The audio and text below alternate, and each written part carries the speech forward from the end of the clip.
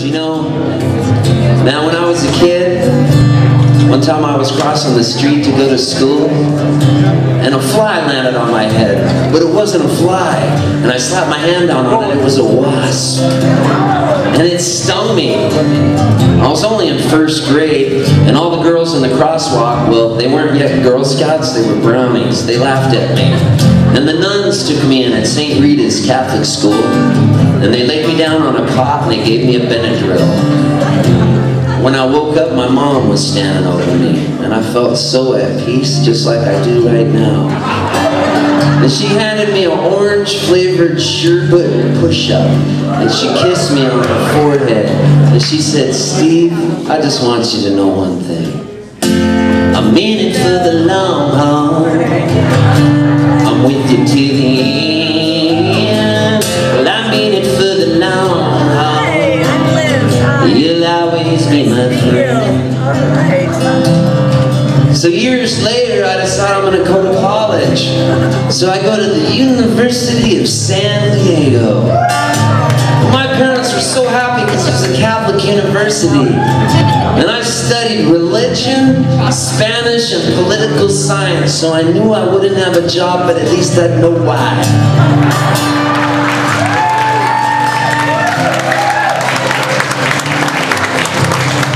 So I had this roommate, and the internet did not exist yet, really. Steve Jobs, rest in peace, was still working on some stuff. So anyways, I had this roommate, and he had 2 dirty magazines that he kept in a red bag because he couldn't look at internet porn. And this roommate of mine, his name, I shouldn't say it, was Todd Donahue. And so he had this red bag, and he called the red bag the bag of porn. I shortened it to the acronym of BOP. Now, I will never forget the name of the 2 magazines in the BOP, and I don't want to say them here tonight. Slick Slots and Prison Pussy. But anyways, those magazines are etched indelibly in my gray matter. So one night he was going out on a date and he said, "Steve, I'm going to put the BOP underneath your bed because I'm going on a date with this girl and I don't want her to think it's mine." And I said, "I don't want the BOP underneath my bed. What if my lungs collapse?" Now you might think, what if my lungs collapsed is a weird sentence to say, but that always happened to me. I had 15 spontaneous pneumothoraxes. I was the boy in the bubble. So for me saying maybe my lung would collapse, it was not a far off statement. And he said, "Your lung's not going to collapse tonight." He went out with that girl and put the BOP underneath my bed, and I went out on a date, and sure enough, my lung collapsed. I was rushed over to Grossmont Hospital, and they had to stick a chest tube in, and the doctor said to me, "Man, Steve, Poltz, you got way too many collapsed lungs. We're going to have to do what's called a thoracotomy." This is like some Civil War surgery stuff, right? They slice open the side of me, break open my rib cage, and scrape up the inside of the rib cage so the lung sticks to it, never to collapse again. They said, "We're going to have to call your parents to come down." So my parents came down. They brought our Catholic priest with them, Father Michael Murphy, and he shows up, and my roommate Todd. And my mom says to me, just as they're putting me under, and they give me a little Valium to relax me, my mom says to me, "Stephen, we drove a long way here from Palm Springs, California, so your father and I don't want to get a hotel room, so we're going to stay in your bed tonight." Well, I looked at my mom, and the Valium and everything else they gave me was kicking in, and it looked like my mom had Todd's head on her, but it was actually my mom, and the last words I said to my mom before I went under were, "BOP." So I wake up in intensive care hours later. I got tubes coming out of my nose, tubes coming out of my mouth, tubes coming out of my lungs, tube coming out of the place I go pee. I couldn't believe it. And I'm high on morphine, right? There's doctors around me, nurses. And finally, I look at my mom thinking she's Todd, and I go, "BOP."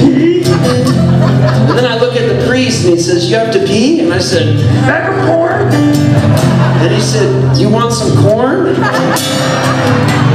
Finally, it was like I became the exorcist, and I just said, "Get your goddamn bag of porn out from under my bed. Slick Slots, Prison Pussy." Well, he covers up my mom's ears, my mom covers up my dad's ears, my dad covers up the priest's ears. I thought everybody was going to faint. Finally, my dad leans down and he goes, "It's okay, Stevie boy, we still love you. Besides, that Slick Slots was a pretty good magazine." I just covered up my ears, and then he said, "I'm in it for the long haul. I'm with you to the end. Well, I mean it for the long haul. You'll always be my friend. Now as I stand here many years later at the 10th anniversary party for the Troubadour, and I see such beautiful people like Kent and Liz who pour their heart into such a gathering, and I look at all the beautiful musicians in the room, I can only think of one word, and that word is love. And I feel it all the way in my toes, I feel it all the way in my chest, I feel it coming out of my ears like steam right now. Can I get a hallelujah?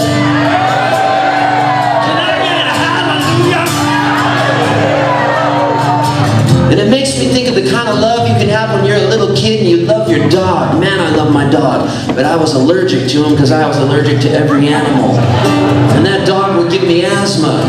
But I didn't care. I let it sleep on my bed every night, and his name was Bojo. And one day I was playing catch with my best friend Moki out front. I was pretending I was Vin Scully announcing the Dodgers playing the Padres. It was so much fun. And I threw the ball and it went over Moki's head. It went out in the middle of the road, and my dog Bojo did what any dog would do.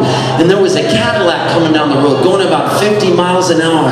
People of the Troubadour party, I gotta tell you, the sound of that car skidding and hitting my dog is stuck. But I gotta tell you, the front tire landed precariously on Bojo's neck.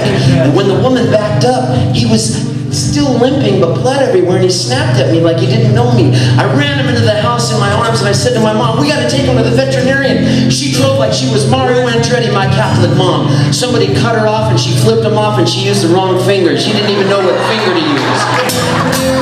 We put Bojo in and I prayed. I said, man, God, I know I'm an altar boy and everything. I said the Our Father, the Hail Mary. Bojo went in for surgery. It seemed like 3, 4, 5, 6 hours. Finally, the veterinarian comes on and he goes, Steve Poltz, your dog Bojo, he's gonna live! Oh my God, I was so happy. I jumped up and down for joy. Took him home that night. He slept at the foot of my bed even though I was having an asthma attack and it was probably gonna lead to collapsed lungs.